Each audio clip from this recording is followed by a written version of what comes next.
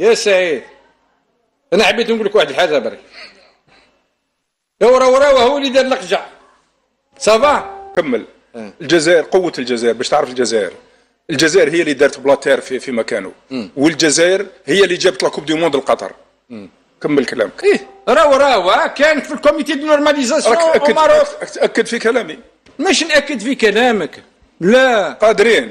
راح للمروك وانستالا القجع. معليش هو اليوم يشرطون ضد الجزائر، واينما وجدت واينما ذكرت اسم الجزائر الا وتجده يخرج انيابه. انا حبيت نقول لك حاجه، افهمني مليح. هذا